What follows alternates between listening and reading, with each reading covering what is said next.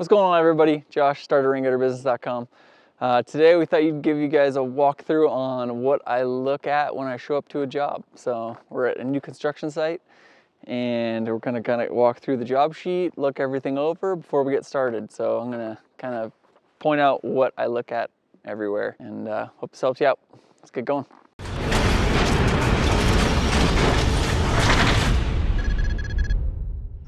Pretty cold out this morning. I'm not going to disclose what the temperature is, but it's probably too cold to be hanging in these longer rain gutters.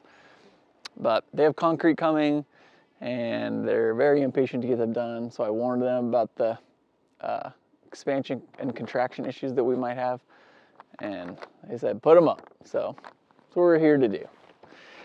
So I have a job sheet, and what I'm doing is kind of just going around looking for any issues that I'm going to have throughout the day and what I need to prepare for, and just kind of gives me stuff to think about as I'm working on in one area. I can kind of be thinking ahead and preparing myself for the next spot I'm going to be doing. So it kind of helps your flow throughout the day. So we'll kind of come up to the front porch here.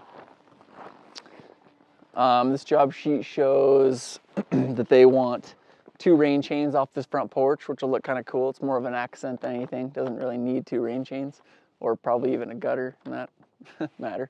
But so we're putting up a black gutter on there, rain chain on each end. We'll put an attachment of this job sheet in the B-roll or something, so you guys can see what our job sheet looks like and what I'm looking at on here. So I'm just gonna kind of look at every section. So this first section we looked at, I'm gonna need. It's a metal roof, so I'm measuring from drip edge to drip edge, gonna make that gutter even. It's rafter tails, and we use T-wedges.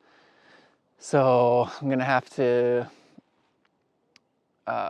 get my wedge measurement when I get up there to get my gutter measurement, wedge measurement.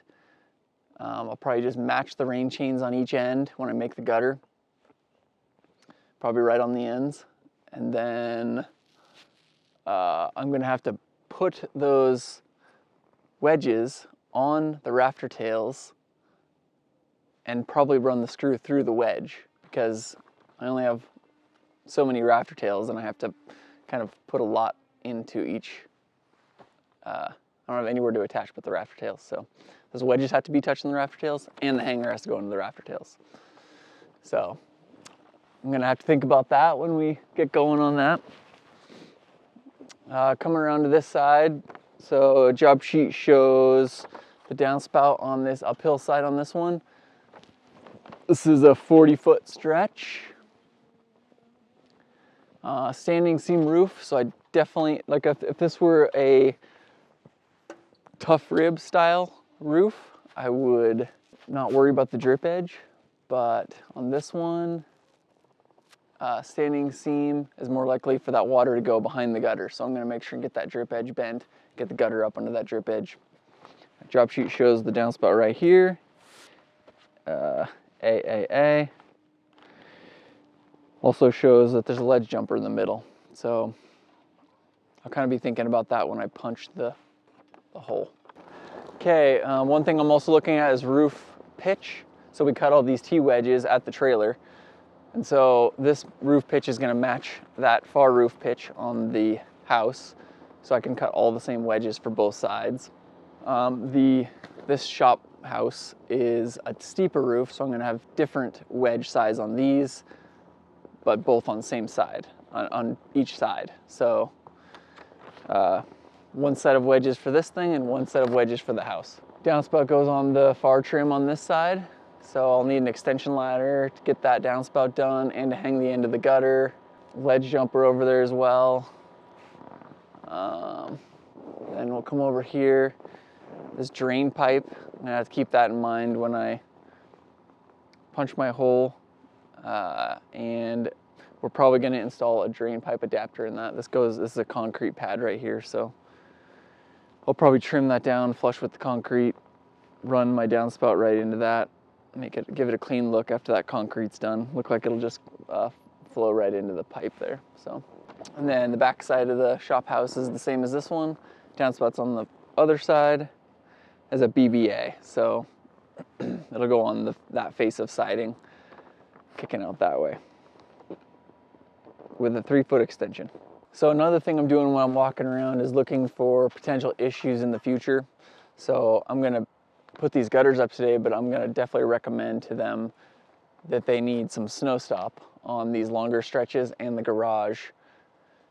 This is a 6-inch gutter we're putting on here, so more likely to get ripped off by all this snow. So you can see that big pile of snow on the lower shed roof over there, and that is a lot of weight that could come down and ruin a gutter real fast. So I will make sure and make that recommendation to them,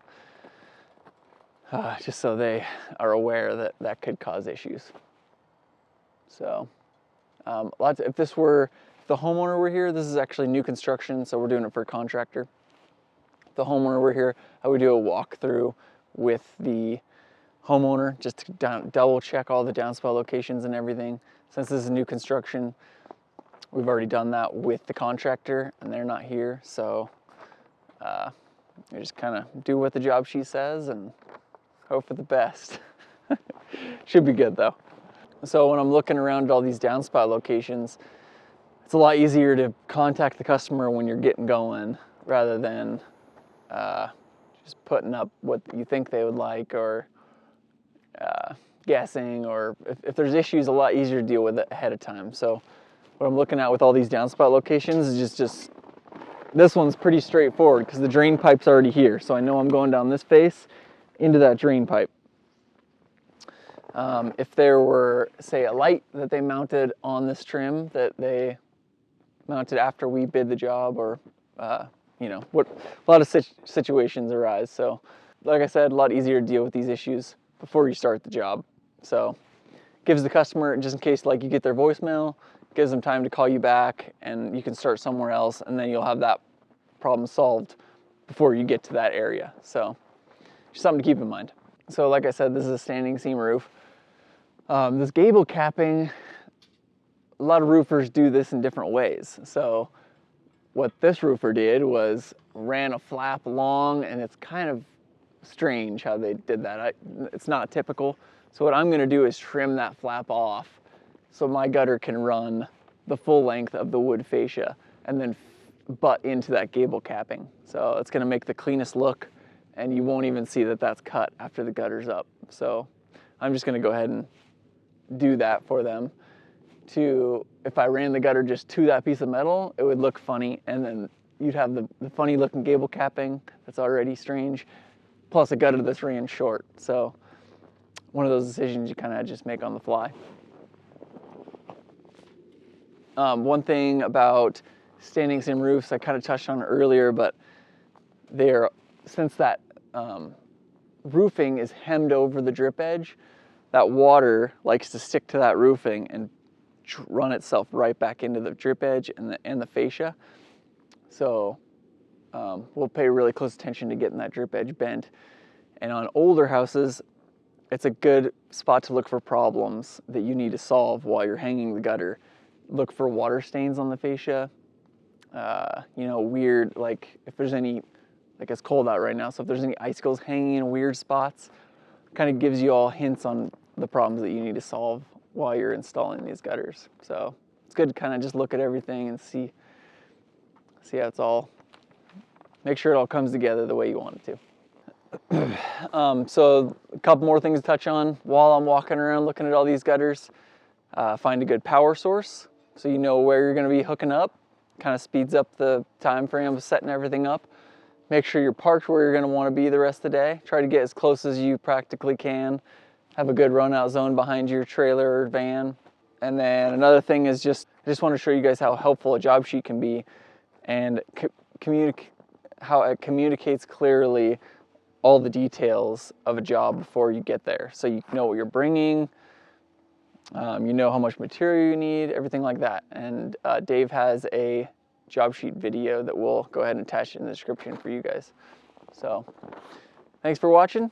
Like, subscribe. Hope this helped you guys out today. Thanks.